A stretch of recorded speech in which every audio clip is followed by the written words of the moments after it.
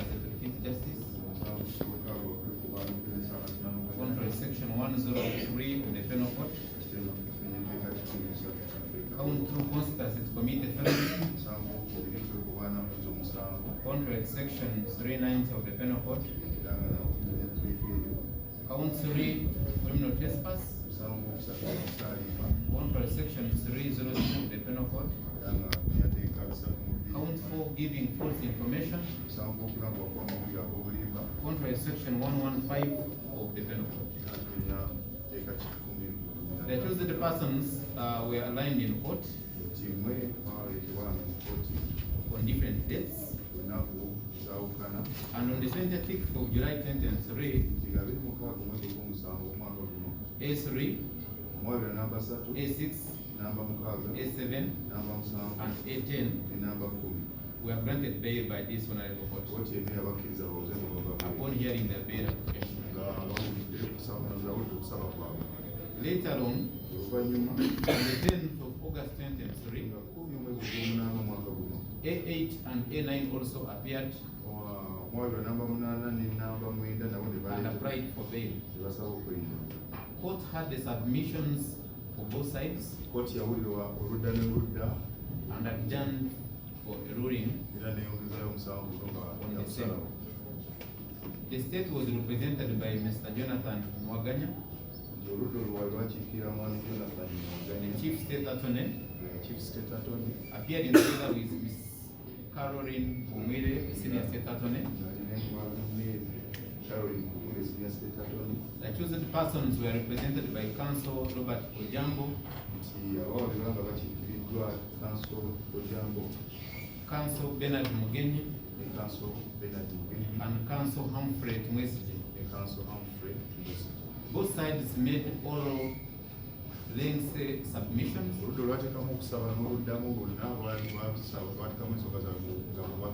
in and opposition to the bail application.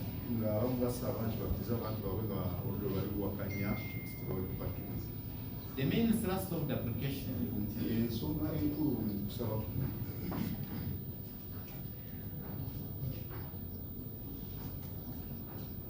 are: 1. Counsel for A9, Mr. Bernard Mugenyi, submitted that his client, that is for A8. Counsel for A8, Mr. Bernard Mugenyi,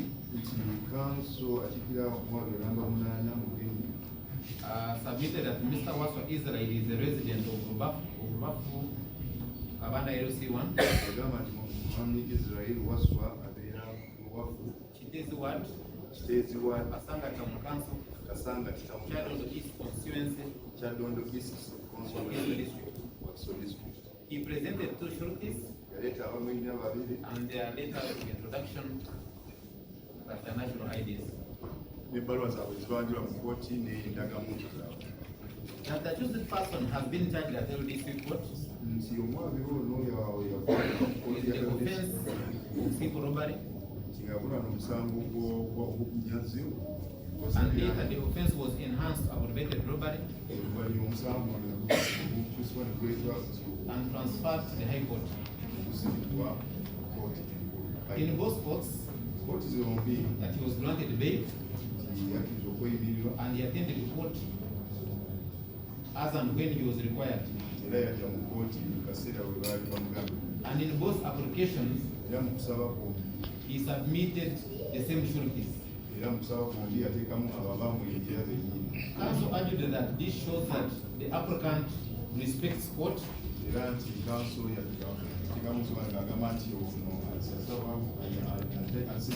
his sureties know their duties. That the offences for which the accused person is charged with are bailable by this one and court should grant him the same. For A9, counsel, that is Mada Jamil. Yes, where is he? Yes, he submitted that he is a resident of Uganda zone, Urban Town Council LC1, Mengosen, And we've seen two wards. Kampala Central, in Kampala District. That he is a Ugandan possessing a national ID and letter of introduction. The sureties were Mr. Matok Ali, Mr. Vincent Sekabera, both dealers in chicken feeds in Hussein. Also submitted that accused 9 submitted himself to court. Previously, he was unable to attend court. So he was in the hospital admitted. He prayed this court to find the surety substantial and release his clients on bail as his co-accused persons. In reply to the bail application, the Chief State Attorney vehemently opposed the bail application for the two applicants, arguing that one, much as applying for bail is a constitutional right of the accused person, granting the same is for the discretion of court, which discretion can only be exercised in favor of the applicant upon satisfaction of the requirements in section 7577 of the MCA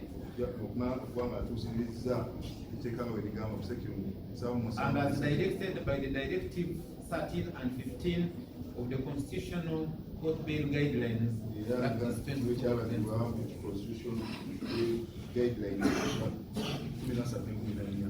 that before this court, even before looking at the cases presented, it ought to keenly evaluate and consider the antecedents of the applicant, in as far as they are known,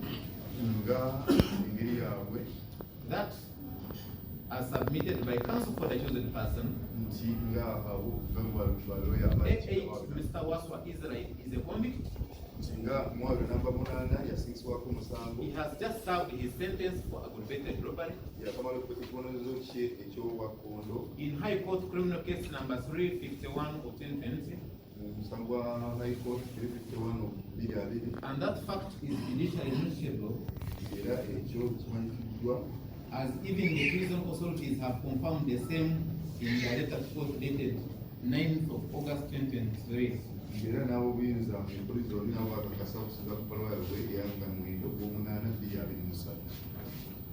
The state opined that the question this court needs to ask is it safe? Does it meet the interest of justice? Does it serve public interest? That a person with a staggering criminal record should be considered for bail? He submitted that unless it's practically impossible to hear such an application,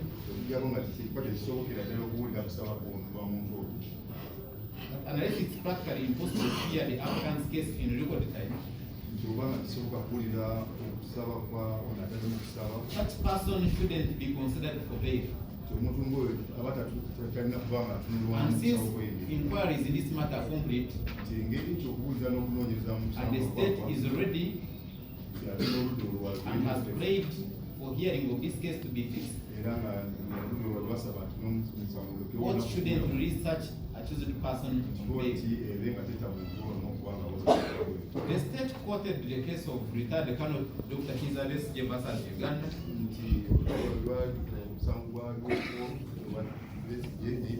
where Justice Wilson Masalo Sene, rest in peace, in his ruling on this bail application, remarked on the antecedents of the applicants in that matter. The judge noted that it would be a mockery of justice of the judicial process. If bail is granted to a person who has a staggering record or previous conviction to his name, in that case, God granted the applicant bail, so he had no criminal record against him. State submitted that the antecedents of the applicant number 8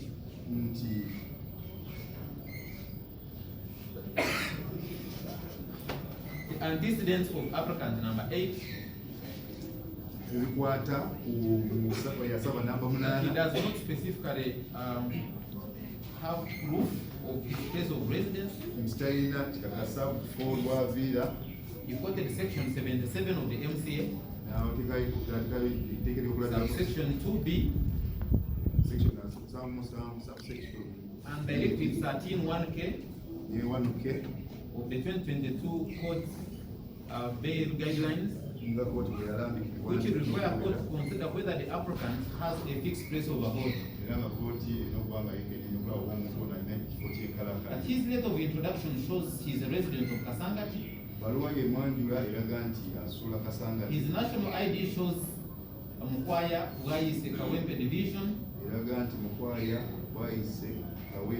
and his particulars on the charge sheet shows he is a resident of Kabusu in Ulubaga Division.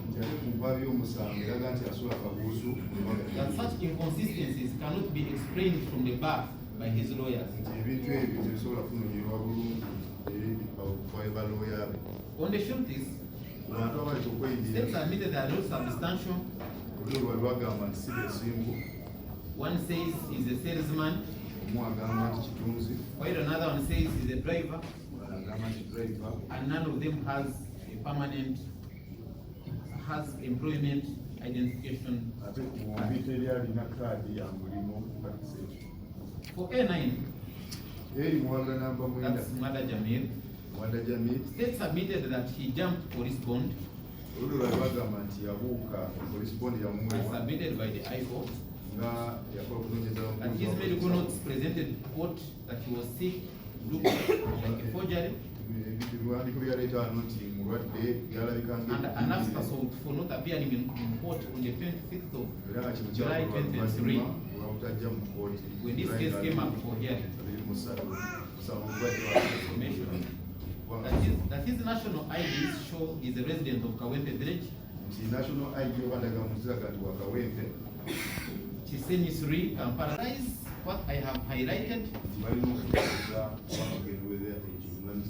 as their ground for bail. To be very specific, this court needs substantial sureties who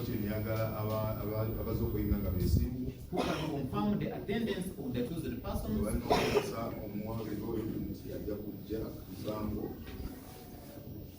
it needs proper confirmation of their place of residence, so that once they are given their liberty to attend court while on bail, they do not abuse it. So as I said, the better person is now tonight.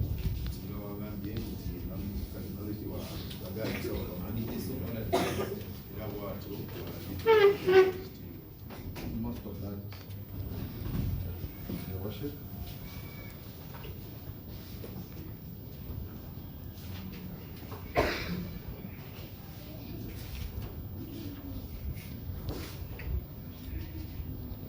Your Honor has indicated before, inquiries in this matter complete.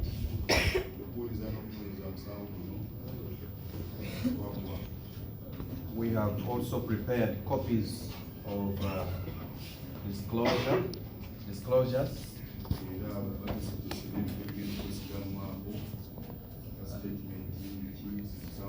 And we are ready to confer with our land colleagues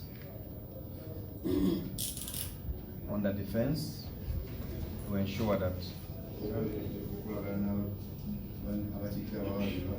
the disclosures are sorted and received.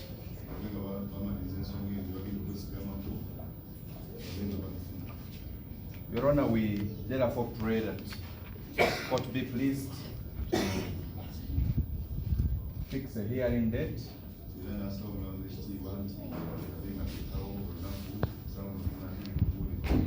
at the earliest convenience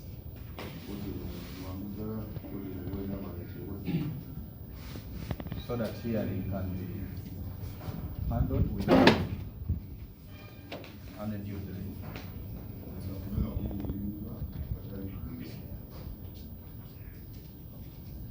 At the earliest in the court diary. So pray.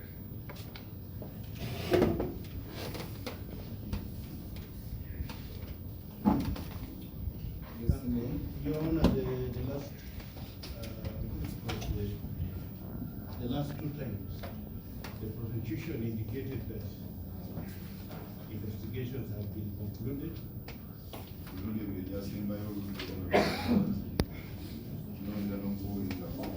They indicated that they will disclose shortly after those days, and they were directed to do so.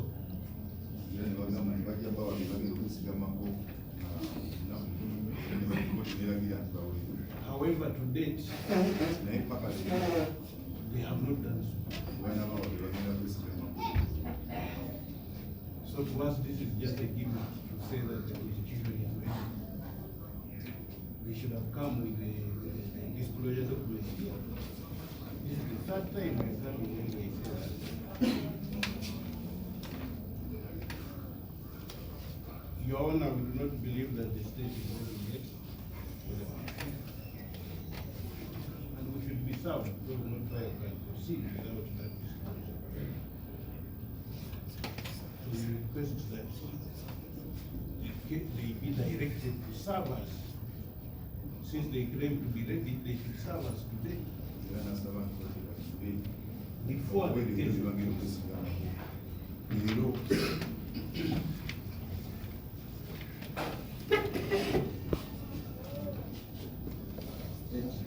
Your Honor, if I would be most conveniently speaking of record, but Your Honor, once we indicate that we are ready, ordinarily, as counsel, we extend courtesy to each other and reach out. But from the time I left here, none of my colleagues has reached out to me.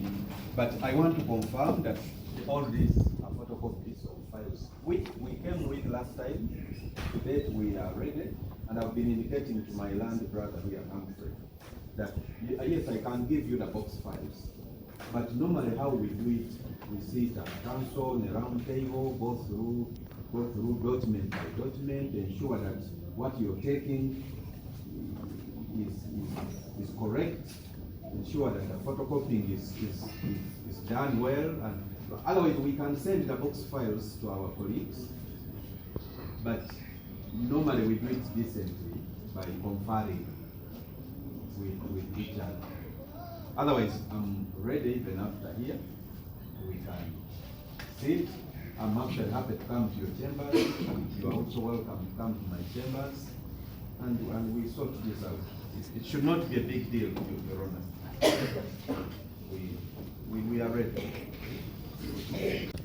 All the necessary documents and evidence that intends to rely on in pursuit of this case, and both sides should come ready starting hearing this matter.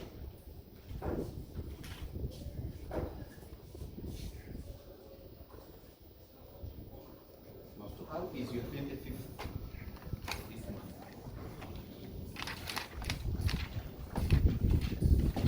Monday? Available for prosecution.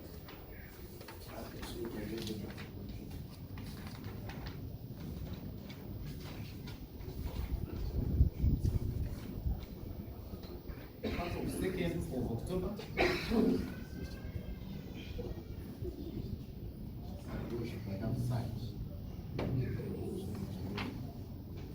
You suppose I have seen your style of handling this matter. I'm trying to give it independent date.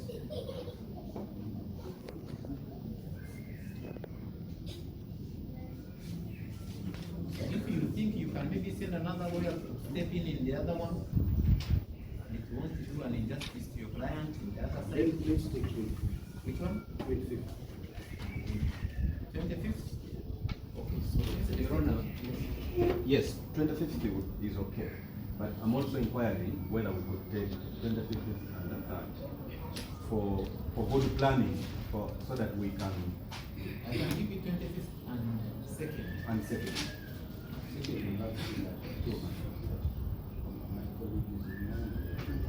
Then we could throw the hand. So I can give you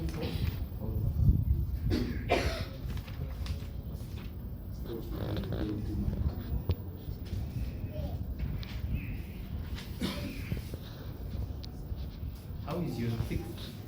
6th.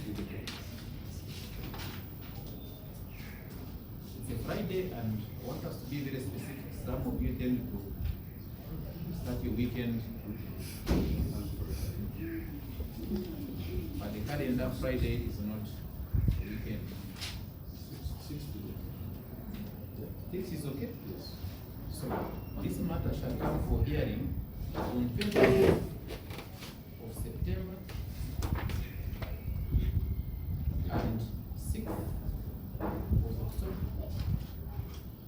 2023 at 9 a.m.